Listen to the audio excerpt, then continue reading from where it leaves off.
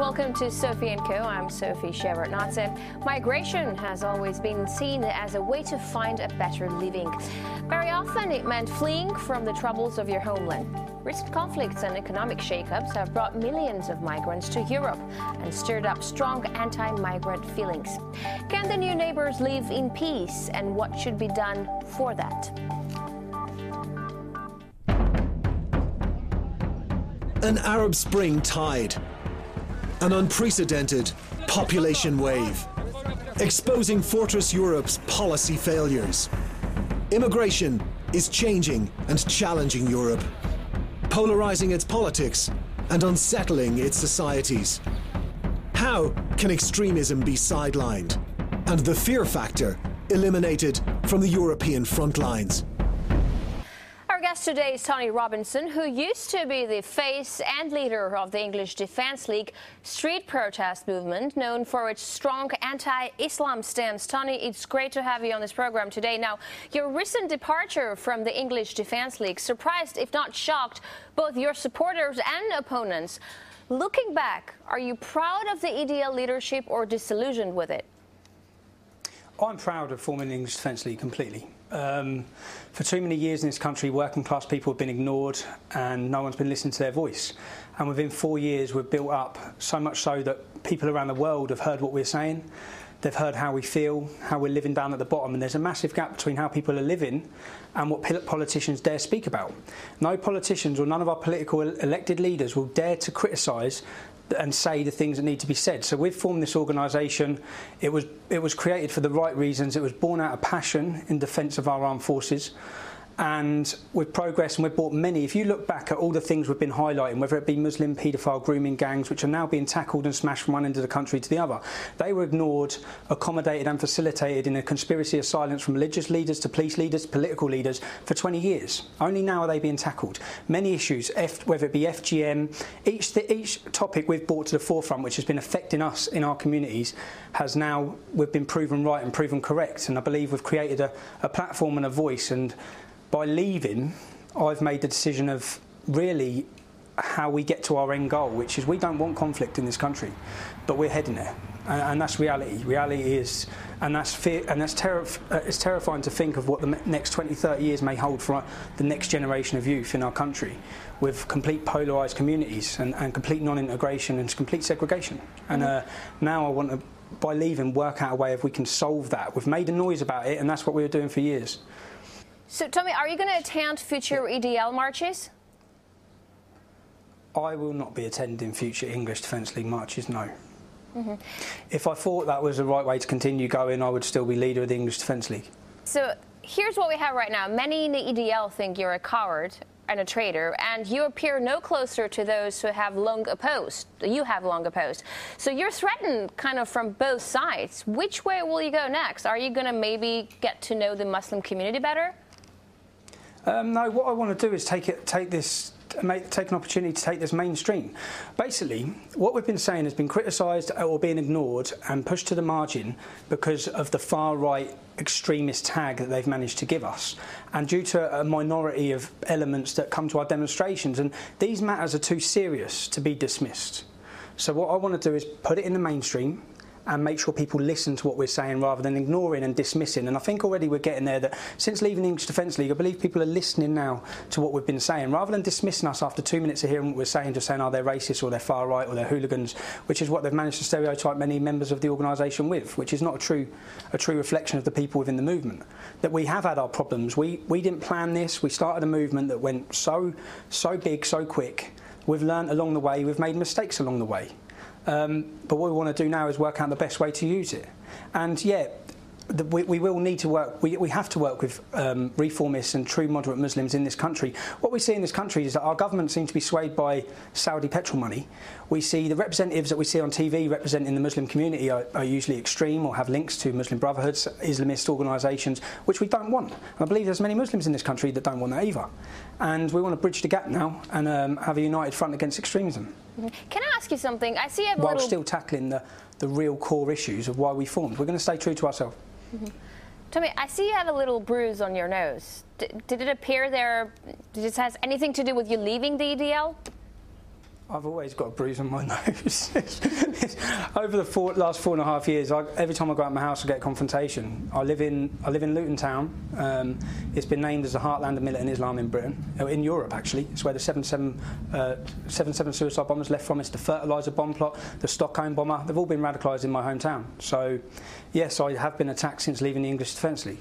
But who attacks you mostly? Who are the attackers? Again? Yes, I will. Yeah. Who are the people who beat you up? The problem we have. It was hostile Muslim youth. The problem we have, which we're trying to highlight, is an Islamist ideology. But at the same time as having an Islamist ideology, we have a very hostile attitude by general Muslim youth against non-Muslims. It's breeding a hostility. So we have to get to the bottom of that, of why we have that in our country, and it's causing big problems up and down the country in many communities, which is why there's this resentment going on. Mm-hmm. But of course, I have been threatened by people from the genuine far right. What we're doing in this country is anyone who's critical of Islam, we're calling far right, which is dangerous, which we shouldn't be doing, because they're genuine fears and concerns. There is a legitimate far right that represent 5% of the threat of this country, but the 95% threat to this country is from Islamist terrorist ideology. Now, the genuine far right are outraged with me because they were outraged with me for the last 4.5 years.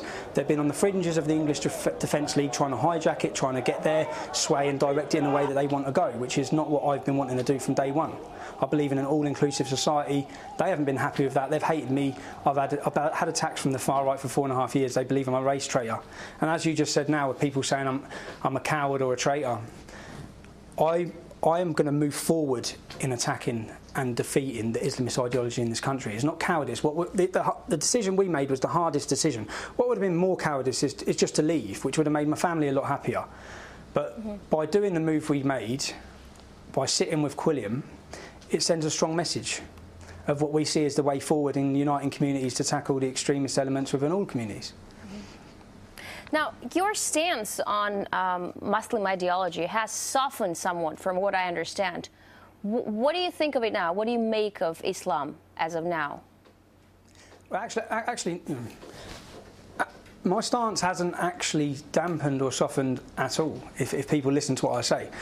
What I've been saying for 4.5 years, which may have been distorted or lost in translation due to actions at demonstrations, is what I'm saying now. It's a fact that I don't hate Muslims.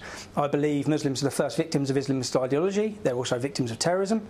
And there's a big struggle going on, not just in this country, it's going on across Europe, it's going on across the world, between decent, moderate Muslims and Salafist, Wahhabi, extremist sects of Islam. And it's a struggle that I believe the moderates may lose, as they've lost in many, many countries. But then we've seen uprising in Egypt and certain places like that. Now, to succeed in this country, we have to support and stand with the Muslims that wish to take on this extremist ideology and political Islam, which is what we've done by making this move. So my stance is the same. My stance is that there are great Muslims, but there is a serious problem embedded within the ideology, which is being used, it's being manipulated with Saudi money, and it needs tackling, and we shouldn't shy away from tackling these issues. And we've got no politicians brave enough to even criticise or point out the problem. No one can even identify the problem. If you can't identify it, you're not going to solve it. But keep hiding and telling everyone that we're a multicultural love nest and everything's working just great, just adding to the problem. I always wanted to ask you, have you read the Quran yourself? I've read the Quran, yes. I've read the Quran. I was quite surprised with many of the things I found in the Quran. 14 times it says that you can take non-Muslim women as sexual slaves. With the Muslim grooming paedophile rings in this country, we have Muslim men taking non-Muslim women as sexual slaves. So maybe it's got nothing to do with that scripture. But maybe it's being manipulated in a way to justify the way these men are carrying on. So there was many things that alarmed me. Obviously, it's all down to interpretation, because there's many other Muslims in this country who follow the same Quran, who don't want to chop people's heads off or murder and kill. It has to be interpretation, because you know what took place during the Crusades in the Middle Ages wasn't propagated in Bible either, so it has to be a question of interpreting things the right way. But anyways, you say both anti and pro-Islam movements are adding to a problem no one is solving, right? So what is the problem? Do you have a solution? Do I have a solution? Yeah. If someone wants to be an Islamist in this country, we need to make it very, very difficult for them. We do not need to be setting up and legitimising and allowing 100 Sharia law courts in this country. We need to take a tough stance against all of it. Right now, we have immigrants coming into this country who we don't know if even Samantha Braithwaite could have walked into this country. We're just adding to the problem. We don't know, mosques are not regulated or moderated in any way in this country, so every time we see an undercover documentary, every single time, I think last week we saw that 18 out of 56 mosques agreed to marry children, Muslim young 14-year-old girls, to men.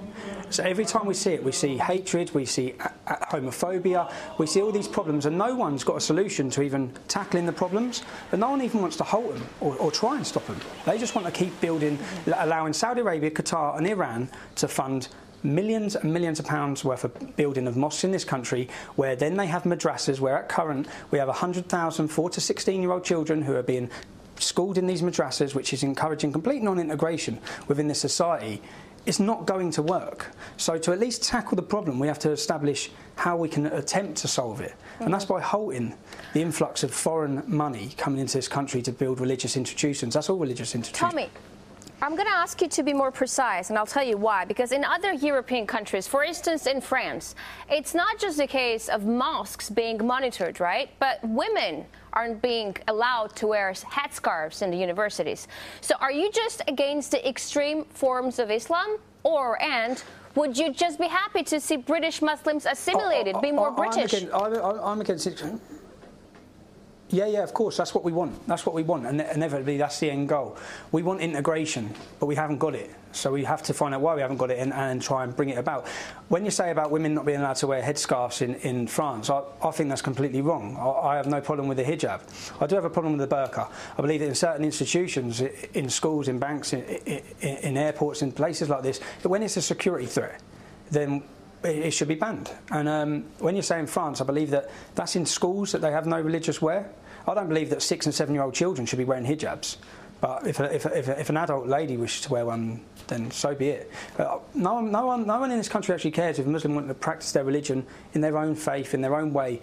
It's when it starts dominating ours, and we have a threat to our culture and our belief, and we have these Sharia zones where people are violently enforcing it, and this indoctrination of young children to hate Britain, which is what we're seeing. Now, the EDL is labelled as a neo-Nazi movement.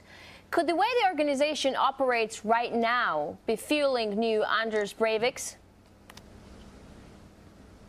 The EDL is not actually labelled as a neo-Nazi organisation. Media and far-left organisations may wish to do that, but the Metropolitan Police Force have a extremism unit which classifies organisations far right, far left. We have groups like the National Front who are extreme far right, then we have the British National Party who are far right, and the EDL is smack bang in the centre. So it's not a Nazi organisation. Yes, it's had its problems where we've fought from within to keep Nazis out of the organisation. Britain doesn't really have the similar problems across Europe with neo-Nazis being as powerful and as strong as they are in other countries. And we're blessed for that, really. But we do have a growing problem which will grow with the Islamist threat, because when we take away any platform for a healthy centre for a debate by labelling anyone who says anything as far right, we actually drive and push people to the far right, which is what we're hoping to do, is open up a healthy platform. And when you talk about Anders Breivik, if you take his manifesto, I think it was page 1683, he described the English Defence League as naive fools. He said that the two ideologies can never be reconciled, and we believe democracy can solve the problems, and that we also welcome people from Africa and different continents to be leaders within the organisation, which he was completely opposed to. So really trying to liken it with Anders Breivik is it's quite petty, really. It's miles apart. No, I'm not trying to equal it to Anders Breivik. I'm just saying, do you think a movement such as EDL could breed someone like him? I'm not saying it's a fascist movement, but it has been labelled by many as you know. Well, yeah, right, okay. But anyways, it has been labelled, yeah. Yeah, but anyways, okay. When you say, if we look what bread, and what bred Anders Breivik was a silence from anyone to tackle the issue. He said that. He actually blamed the media. He blamed the media for his reasoning for why he done it. Now, do I believe that if we continue down the path, yeah, we will create monsters in this country as well as in Europe, monsters like Anders Breivik. So what you're saying is that Breiviks are actually bred by a government's ignorance to attend to immigration issues. Are you and your calls being heard by the ruling elite? What I'm saying is that's what he said, not what I'm saying. That's what he said, his reasoning for doing it. We've been hoping for 4.5 years that by getting out on the street, we sort of like label it as a cry for help, so that people listen to how we're living. Because the government are not living in towns and cities like Luton, where I come from. They're miles apart, and they're so out of touch with what it's like. And I don't think anyone's really got their finger on the pulse of the amount of resentment and anger. When I look around my country and I see what's happening to it, it hurts. It can get me emotional when I see what's becoming of our great country. And we don't want that. I don't want that. And as a father, as every father in this country should have a duty to hand down a safe and prosperous Britain to the next generation. And we're failing miserably in that duty. Unlike what our forefathers died and sacrificed themselves for, we are failing due to this era that's been created of political correctness and cultural sensitivity, where people are too scared to even speak about these issues. Because we don't want conflict, and inevitably the way things are going, they're heading towards conflict. And everything we want to do is to avoid that.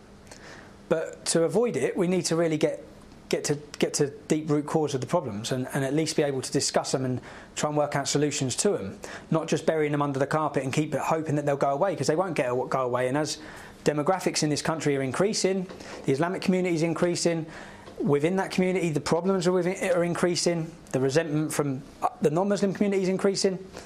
It's not heading down a good path. In your hometown, Luton, white Britons are actually an ethnic minority. Could that be soon the same for Europe as a whole? It will be the same. It's not could it? It will be. Demographic statistics, this is not scaremongering, this is facts. On average, I know in Britain, a Muslim community having 5.6 children, non-Muslims having 1.3. That wouldn't really be a problem if we didn't have all these problems that are associated with it. Now, yeah, in Luton, white Britons are an ethnic minority. That actually doesn't bother me in the hometown that I've grown up in. It's a multicultural town. I believe I've benefited from that. But a culture, with the Islamic community, what we have is, when we see the growth of Islam across Europe, within that culture, the negative things that are coming with it, and it's changing the whole area, it's changing the rules, it's changing the law, it's changing the food. A lot of things are changing that are so different. And they're the issues that people need to be able to express. A lot of people are fearful. You see the matter you're talking about. A lot of people are worried. And they wouldn't be worried if, when we look to Islamic leaders, such as when we saw different Islamic leaders, the Iranian president saying that Islam will conquer Europe through the woman's womb. This is not things that we're saying. Well, you can just go online and you can listen to even Khalid Malik in this country, who was the second in charge of Gordon Brown. In a speech, he says, in 2001 we had 1 Muslim MP, in 2003 we had 2 Muslim MPs, in 2005 we had 6 Muslim MPs, in 2010 we had 10 Muslim MPs. He says within 20 years every MP in this country will be Muslim, and in between saying each thing he says Inshallah, which is Allah willing. So what he's saying is that Allah is willing then to take over our parliament and our government.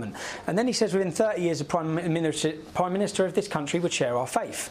Now, that's what he's saying. It's not what we're saying. It's what they're saying. Now, should we be fearful of that? Well, we don't vote based on religion. We keep religion and politics need to be completely separated. But with the Islamic community, that's not what's happening. So what we will see is people voting purely because he's a Muslim.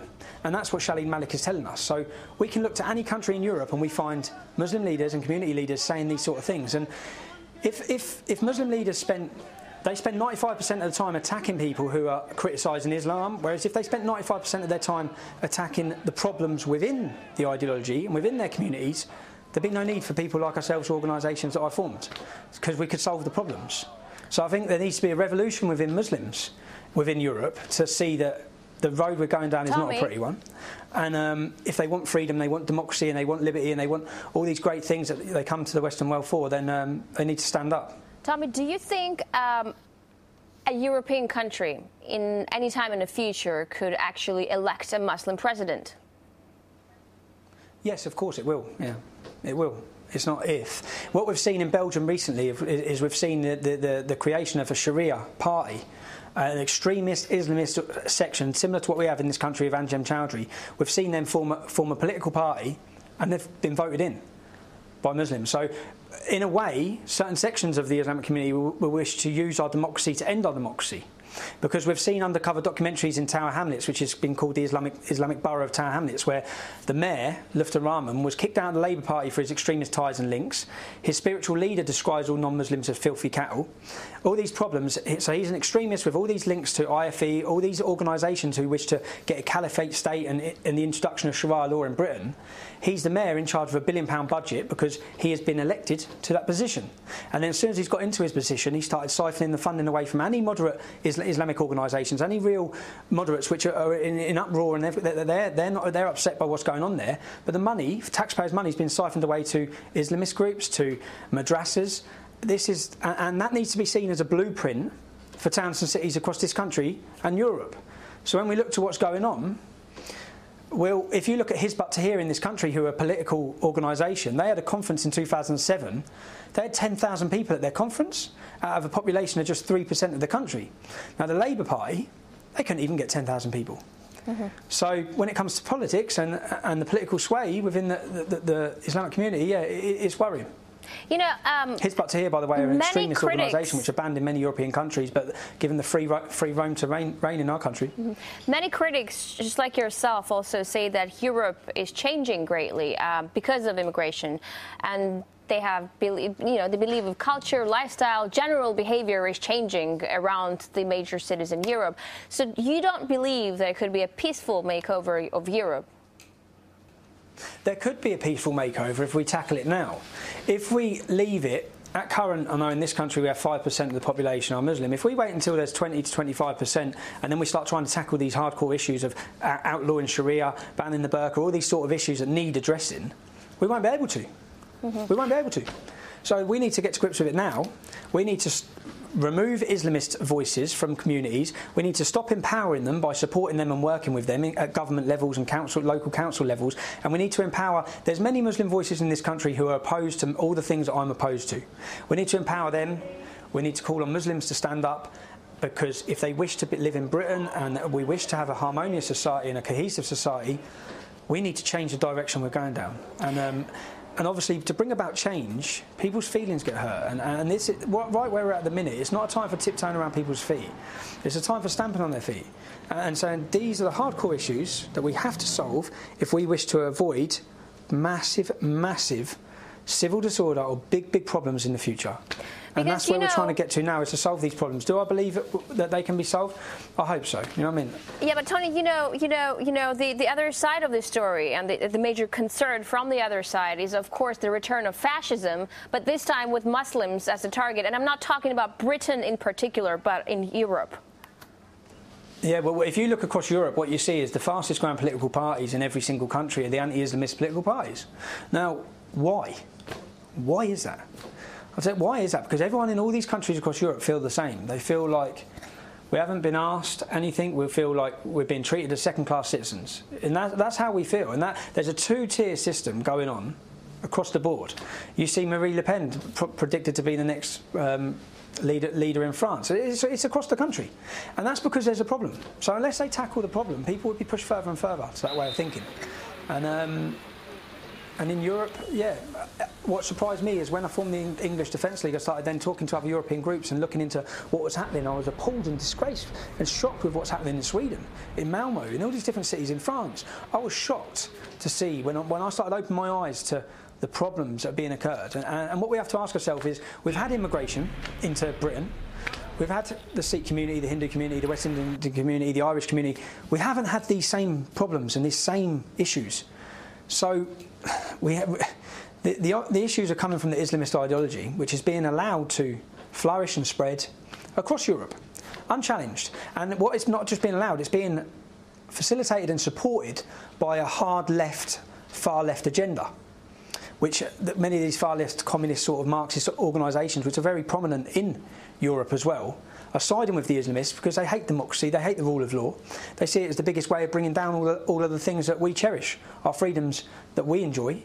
There's like a very loose coalition from organisations you wouldn't think would have a coalition across Europe. And what that is adding to is the rise of far-right politics.